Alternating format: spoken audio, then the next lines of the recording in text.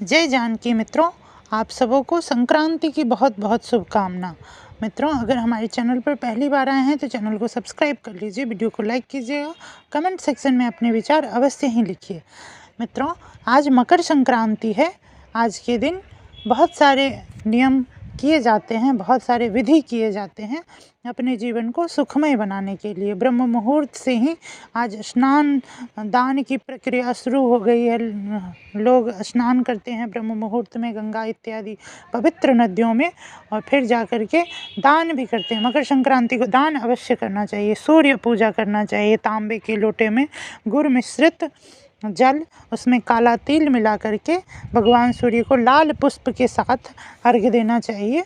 भगवान सूर्य लाल वस्त्र धारण करना चाहिए, अपने पिता की सेवा करना चाहिए। उनकी सूर्य पिता के प्रतीक होते हैं। अपने पिता को कुछ उपहार देना चाहिए ताकि आपके कुंडली में सूर्य का योग जो है वो मजबूत हो। मित्रों, आज हम लोग बात करेंगे कि मकर संक्रांति के दिन पूजा पाठ के बाद कौन सी कथा लोगों को पढ़नी चाहिए। तो आज वही कथा हम आप लोगों को सुनाने के लिए जा रहे हैं। आप लोग सुनिए। एक बार इक्ष्वाकु वंश के राजा सगर अपने धर्म और पुण्य कार्यों के लिए प्रसिद्ध थे। एक बार उन्होंने अश्वमेध यज्ञ का आयोजन किया।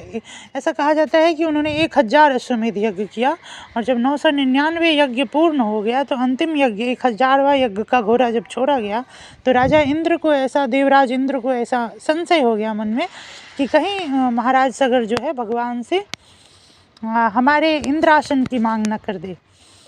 तो उन्होंने क्या किया कि उस घोड़ा को चुरा करके और भगवान कपिल के आश्रम में जा करके बांध दिया। भगवान कपिल जो है माता देवहूति और महर्षि कर्दम के संतान हैं।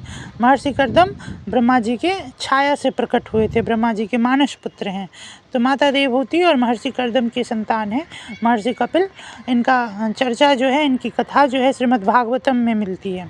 मित्रों, तो जब उनके घोड़ा को चुरा करके महर्षि कपिल के आश्रम में बांध दिया गया और महर्षि कपिल तपस्या कर रहे थे, तभी जा कर के राजा सगर के जो पुत्र थे, 60,000 पुत्र थे, वो 60,000 पुत्र जो थे वो घोड़ा को खोजते खोजते भगवान कपिल के आश्रम में पहुँचे और उन्होंने देखा कि घोड़ा बंधा हुआ है।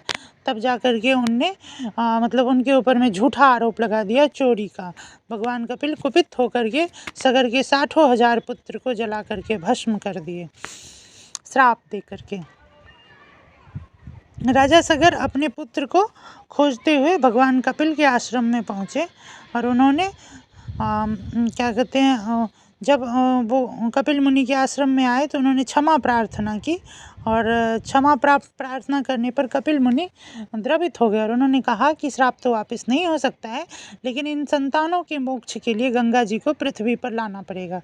राजा सगर के वंशज राजा भगीरथ ने अपने कठोर तप से माँ गंगा को प्रसन्न किया और माँ गंगा ब्रह्मदेव के कमंडल से निकलकर भगवान शिव की जटाओं से होती हुई पृथ्वी पर अवतरित हुई। बहुत लोग ऐसा कहते हैं, परंतु बहुत सारे लोग ऐसा कहते हैं कि भगवान विष्णु के नख से, भगवान नारायण के नख से निकल करके गंगा जी कहाँ आई? शिव के जटा में आई। नख निर्गता मुनिवंदिता त्रैलोक पावनी सुरसरी।